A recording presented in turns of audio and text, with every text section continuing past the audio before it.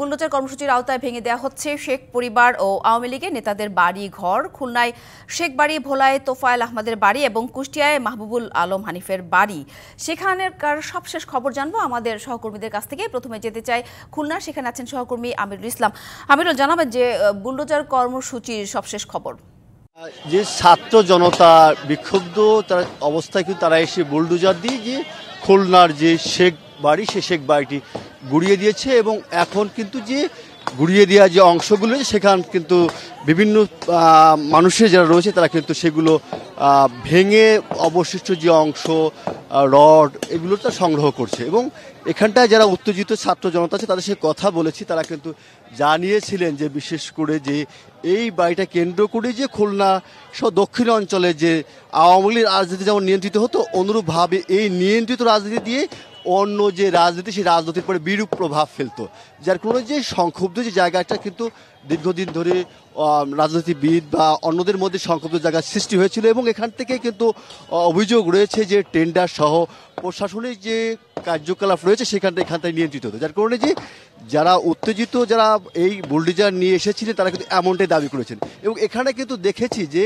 গতকাল রাতে যখন ভাঙা হয় তখন থেকে এখন অবধি পর্যন্ত উৎসুক যে জনতা তারা কিন্তু ভিড় করেছে। বিশেষ করে এই বাড়িটাকে কেন্দ্র করে মানুষের যে জল্পনা কল্পনা ছিল সেটা দেখতে এসেছেন এবং যারা গুড়িয়ে দিয়েছে তারাও কিন্তু দেখেছি যে ক্ষোভ, উত্তেজনার বসে যে ক্ষোভের বহিঃপ্রকাশ ঘটিয়েছে। বিশেষ করে মুহুর্মুহুর যে স্লোগান, সেই স্লোগানে কিন্তু এই ভাঙার সঙ্গে সঙ্গেই এই বাড়িটাকে কিন্তু কম্পিত হয়ে উঠছিল।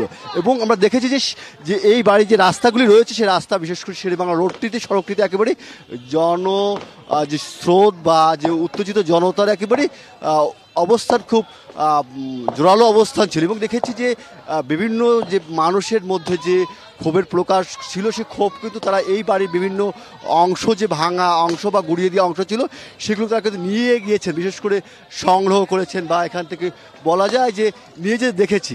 যার কারণে এখনও কিন্তু মানুষের যে অবস্থা বিরাজ করছে, যে সকাল থেকে মানুষ আসছে এবং দেখছে। বিশেষ করে খুলনার এই যে শেখ বাড়ির যে বাড়িটি রয়েছে, শেখ বাড়ি, এটা কিন্তু একটা আলোচিত বাড়ি এবং এই আলোচিত বাড়িকে কেন্দ্র করে এখানটায় যে অবস্থান ছিল, সেই অবস্থাকে কেন্দ্র করে মানুষের যে ভাঙাকে কেন্দ্র করে উত্তেজিত জনতা বা উৎসুক জনতার ভিড় কিন্তু এখনও পরিলক্ষিত হচ্ছে।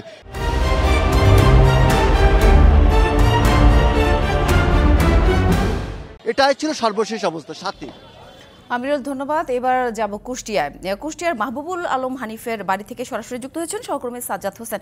সাজ্জাদ, এর আগের আমাদের সহকর্মী যেমনটা জানাচ্ছিলেন যে আমিরুল ইসলাম, যে খুলনায় শেখ বাড়ির ধ্বংসের, সেখানকার ভাঙচুরের কথা, তো আপনার কুষ্টিয়া সেখানকার বুলডোজার কর্মসূচির কি অবস্থা, সব মিলে জানাবেন।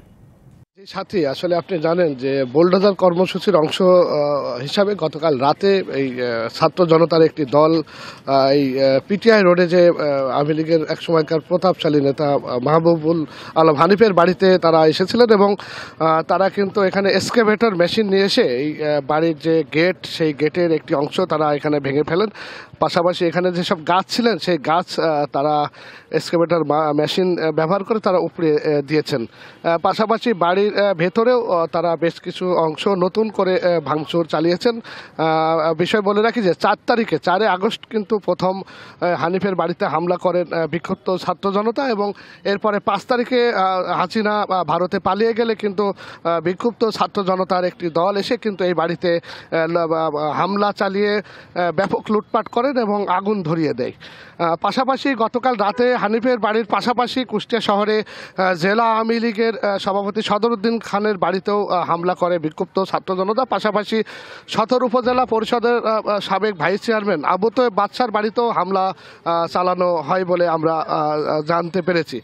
তো আমরা যদি এখানে বলি যে রাতে কিন্তু ভাঙচুরের পর সকালে আমরা আসলে ছাত্র জনতার আর নতুন করে কোনো ভাঙচুর এখানে আমরা দেখিনি, তবে উৎসুক মানুষ কিন্তু এখানে ভিড় জমাচ্ছেন এবং তারা দেখতে আসছেন যে আসলে কিভাবে এখানে ভাঙচুর চালানো হয়েছে এবং সকাল থেকে এখানে উৎসুক জনতার ভিড় আমরা লক্ষ্য করেছি। সাথী, এই ছিল আমার কাছে সর্বশেষ। ধন্যবাদ সাজ্জাদ। এবার যাব ভোলার তোফায়েল আহমেদের বাড়ি থেকে যুক্ত হয়েছেন সহকর্মী অচিন্ত মজুমদার। অচিন্ত, জানাবেন যে ছাত্র জনতার ভাঙচুর কর্মসূচির এখন এই মুহূর্তের কি অবস্থা, আরো কোনো তথ্য আছে কিনা আপনার কাছে?